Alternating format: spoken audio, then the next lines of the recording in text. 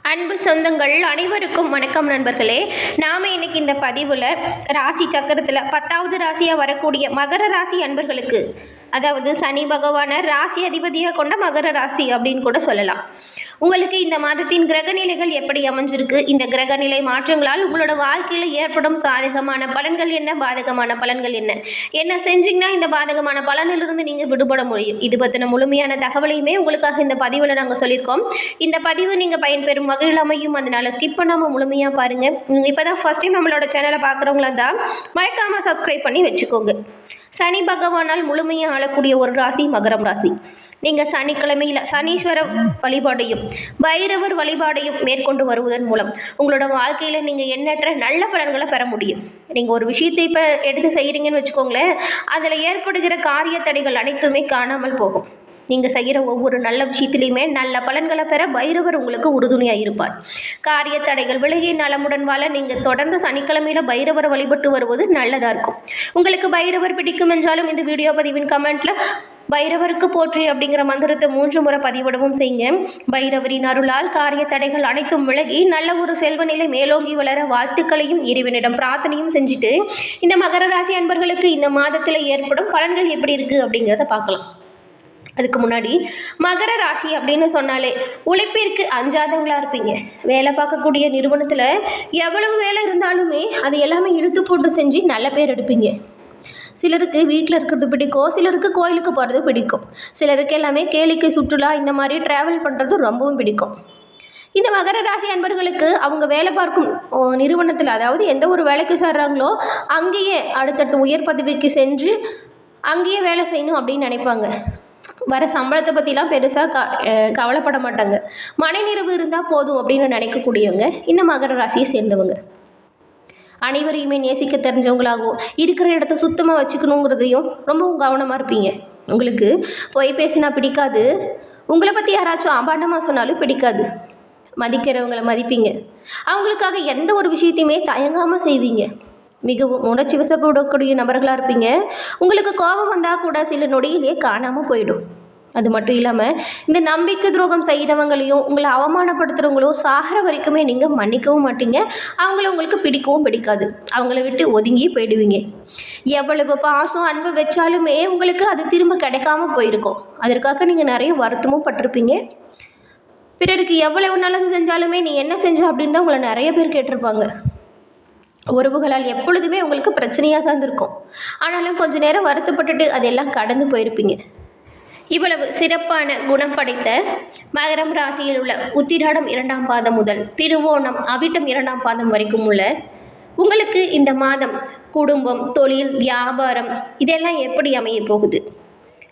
குடும்ப சூழ்நிலைகளை பொறுத்த வரைக்கும் குரு மற்றும் சுக்கிர பகவான் இவங்க 2 பேருமே உங்களுக்கு ஆதரவாக இந்த மாதம் செயல்பட போகிறாங்க.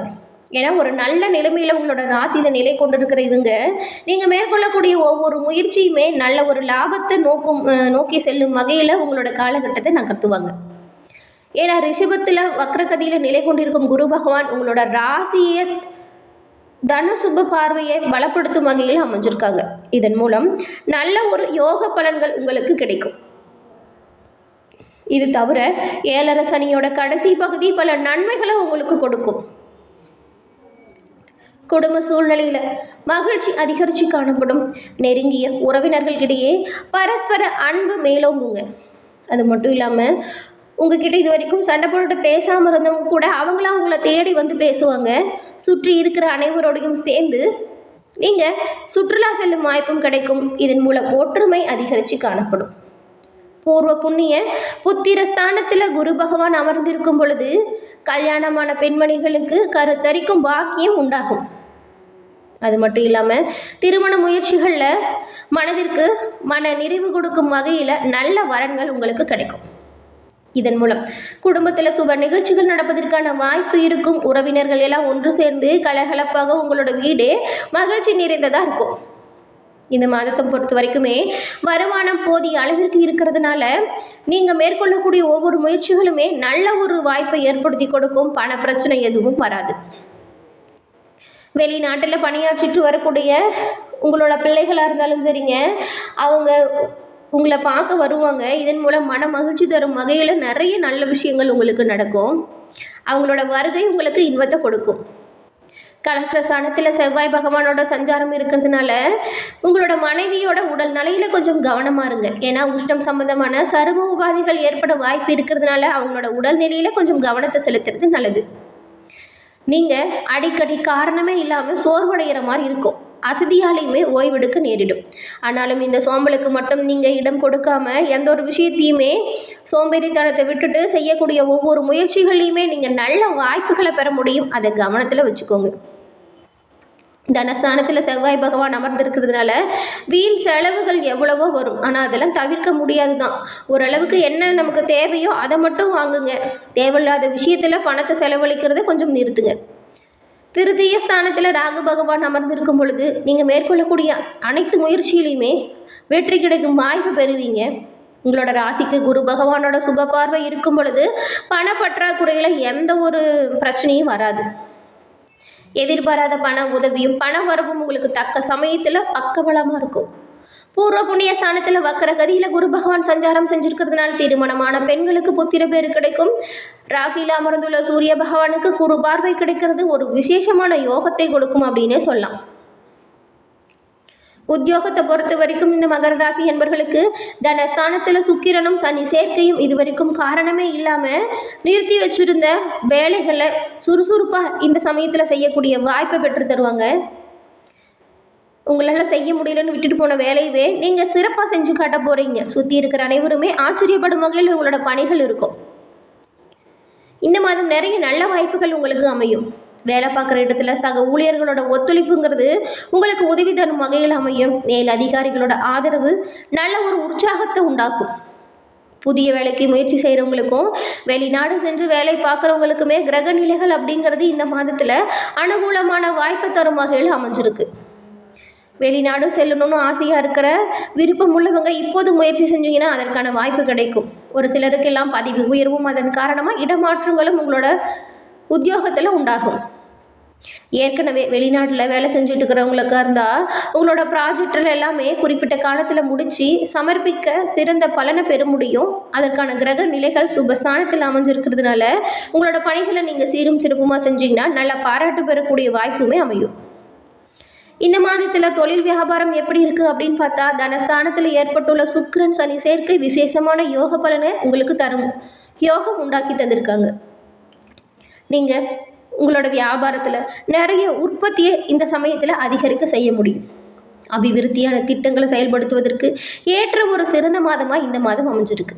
உங்களோட ராசிக்கு குரு பகவானோட பார்வை இருக்கிறதுனால சக ஊழியர்களோட ஒத்துழைப்பு நிதி நிறுவனங்களின் உதவி இது எல்லாமே தக்க சமயத்தில் கிடைக்கும். அது மட்டும் இல்லாமல் சந்தை நிலவரம் திருப்தி தரும் வகையில் அமையும். புதிய விற்பனை நிலையங்களை திறப்பதற்கு ஏற்ற ஒரு மாதமாக இந்த மாதம் அமைஞ்சிருக்கு.